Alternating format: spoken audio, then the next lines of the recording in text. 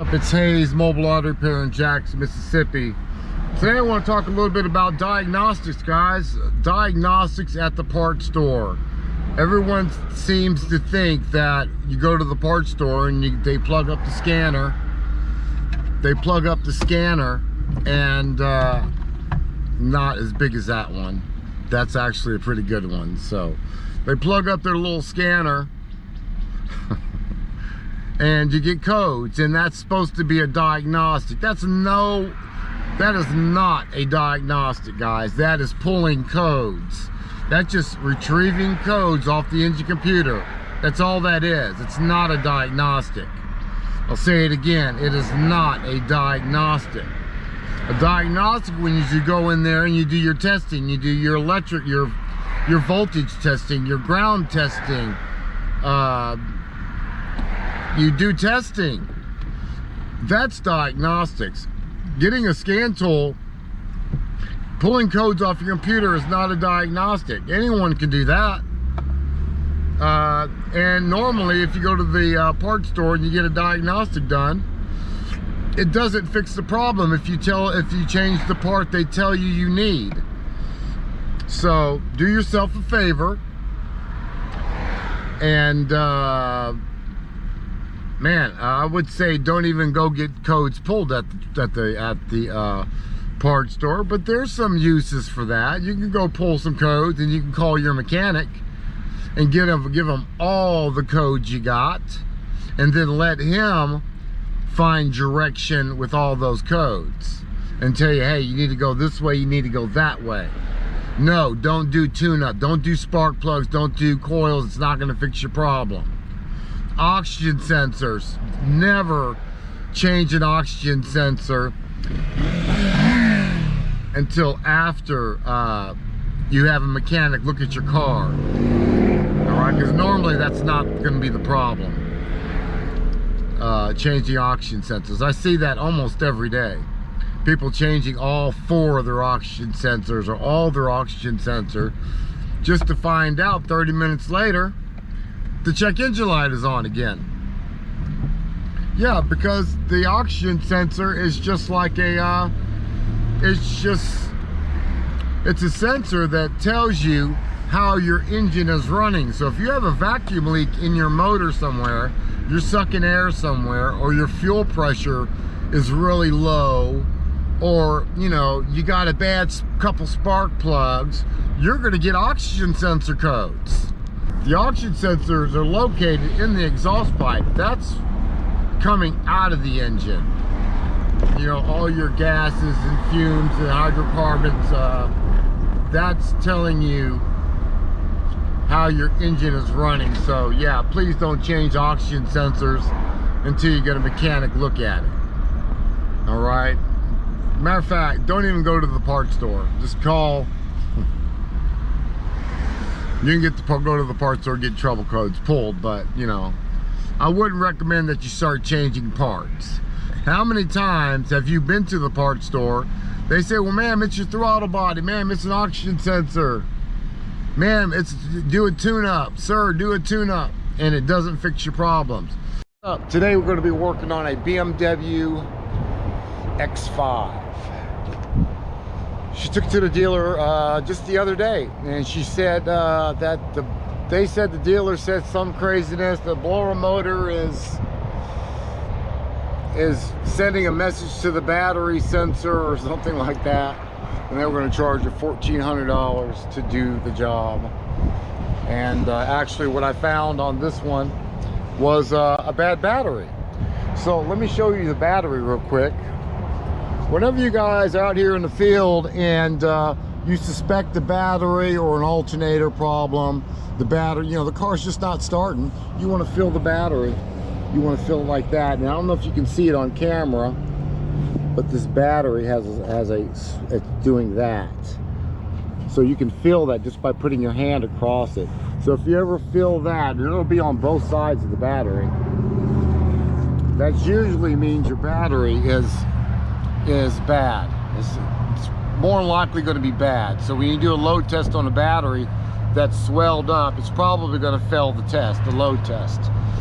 And we have a Top Done sent me a battery tester, so we can go ahead and use this opportunity to test this battery with my new tool. All right, so let's do that. See if I can set you down here for a second.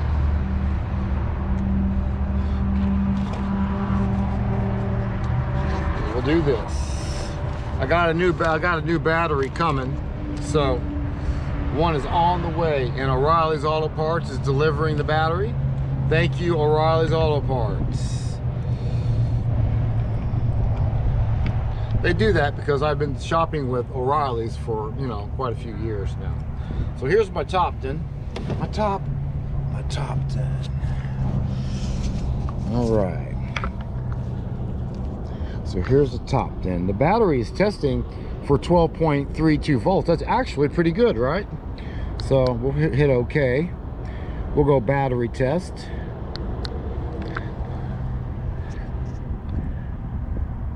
We'll go regular flooded AGM flat plate, AGM spiral gel EFB, regular flooded. Cold cranking apps. We have, you'll find that on the battery, 850 cold cranking apps. So we'll put that up 850.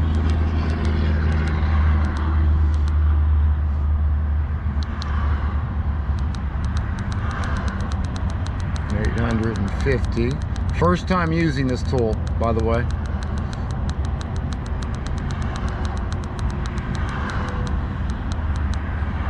$850, okay. Testing the battery.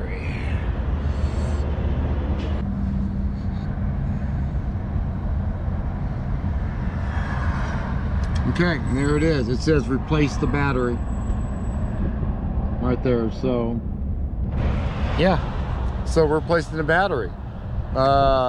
There's O'Reilly's Auto Parts right there. There she is.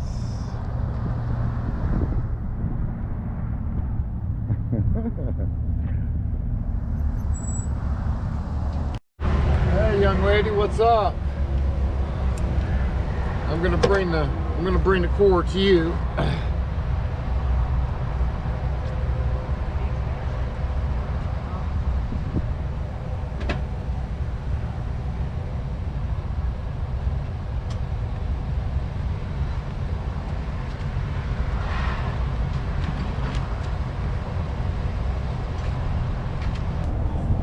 So yeah, so let's pop this bad boy in there. It's pretty basic. Slap that bad boy in there. And you got a couple clamps you got to put on. Like that one right there. And you got this one right here that goes on top of it. Not a big deal, let's do it. So yeah, that's a done deal. How much would you have charged for a job like that? How much would you charge for a job like that? Let's say let's say you're 15 minutes away. You're 15 minutes away from this job. How much would you charge? Put a comment below, and that way everyone can have a say on what they would charge as a mobile mechanic. And we can kind of, you know, compare notes of where we're at and where we should be. And I'll tell you what mine is at the very end. So we'll do that.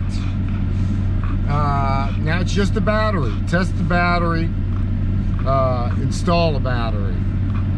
Might have to go get the battery. How much would you charge to do a job like this? BMW 2013 5. What is it, X5? So put that in blue.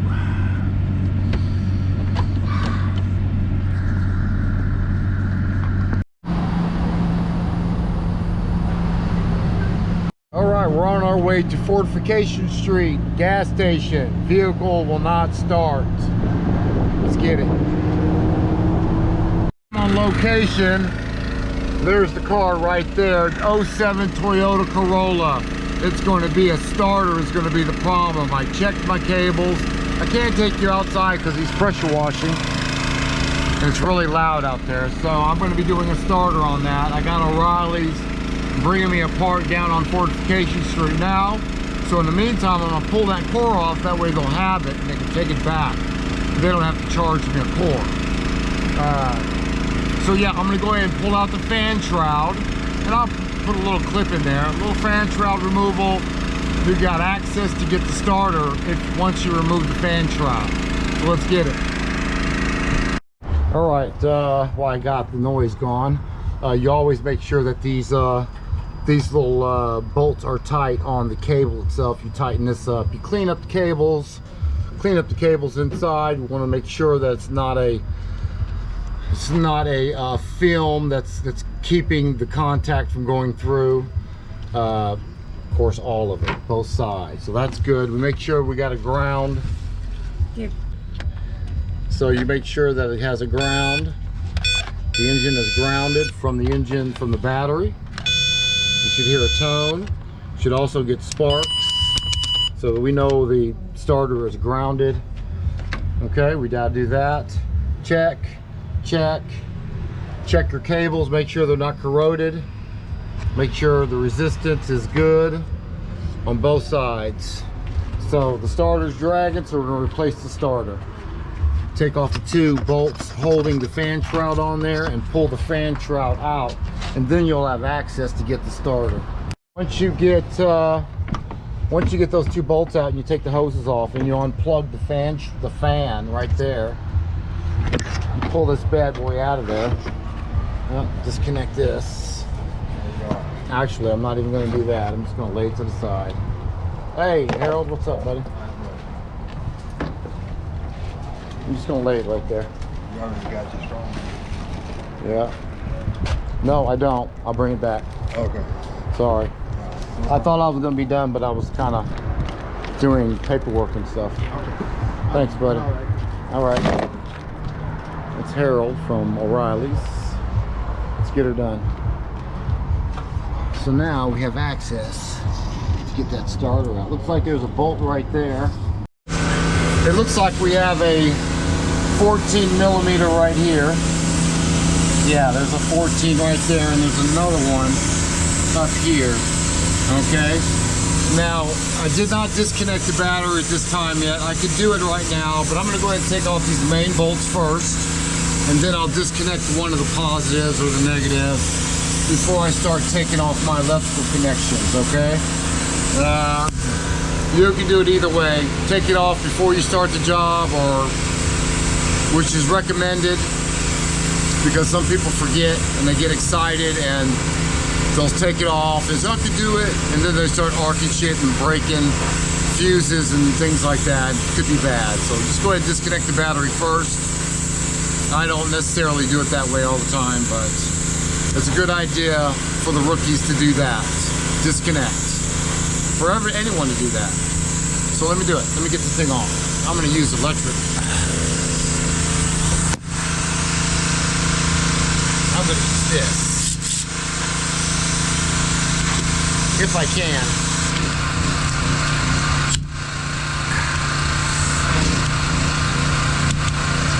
It's going to be tough to do like that.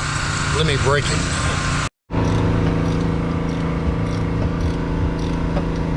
Alright, that's loose.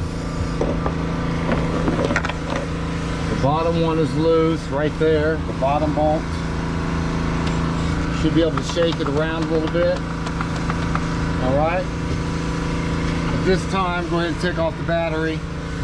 Take off your positive lead going to the battery. Take that nut off, 13 millimeter, and unplug this unplug the starter, the wire for the starter, the start switch wire. Alright, I went ahead and pulled it out of the hole. Here's plenty of room. Just push this little tab in and pull out. Okay? So now we got the starter out. It's original equipment too. Toyota. Alright, you guys ever have a vehicle that you think it's the starter, but it doesn't, it just clicks down there, and you put a new starter on there and it still just clicks. What you got to do is you got to do a voltage drop test, or you can do it the caveman way, which we're doing the caveman way right now. You get some positive cables. Put positive cable on there. You put the other end of the positive cable, which you'll see it there, on the starter solenoid on the positive lead. The same wire as this. See all that corrosion? You want to look out for that too. So if you got a lot of corrosion, that means the resistance is really high and you're not getting all the amps or the voltage to the starter. So now it just clicked, but now we're going to see if it'll start. Start it up. Starts up every time because you have a bad cable, not a starter, not the connection at the battery. If you got corrosion on your cables, check your cables, and this is a good test to do. Positive to positive down there, and that way you eliminate this cable, and now instead of that cable you're using this cable all the way down there. That way you got amperage and you got voltage, the correct amperage and the correct voltage going to the starter. Shut it off, man. Let's replace it. That's it, guys. We could do a voltage drop test with the multimeter too, but we're not doing that today. All right, you guys notice closely, when the vehicle clicks, you'll probably see a lot of heat. You'll see some smoke come out of here. I think I missed that on video, but yeah, too much restriction. The electricity, the voltage, and the amperage can't flow as it should. Next time we'll use a multimeter instead of the caveman style with jumper cables. You did that.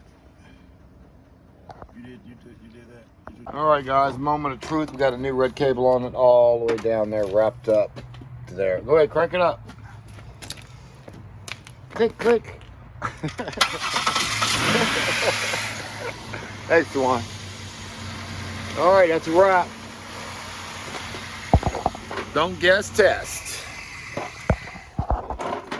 Had one more call, and I am headed home. It was a 2014 Dodge Avenger, and what we did on this one is he said he couldn't shift it. It wouldn't shift out, and you know. So I went down here. I didn't tell him it was $100 minimum for me to come out here, and I told him before I plugged up my scan tool, and there it is right there. So I told him, you know, because I'm tired, man. It's the end of the day, and ain't no sense of, you know, being a dick. You know, I gotta give him $100. You know, you're tired. I already made enough money today. So, you know, they were talking decent to me. So, you know, hell, what the hell? You know, let's do 50 bucks. 50 bucks. I'll come out here. I'll tell you what your problem is. So he ended up needing an alternator, and yeah, and he's gonna try. I told him to go on YouTube, and you know, you're gonna need a 13 and a 10 millimeter wrench, and yeah, he's good with that. He was appreciative, and he gave me a Coke for the road, and building customers. All right, guys, and that's the end of the video today. Hope you enjoyed it. It was just a ride along. This is what I do on a daily basis. That was a tight fit, truck. So I'll see you next time at Hayes Mobile Auto Repair. We're in Jackson, Mississippi. Peace.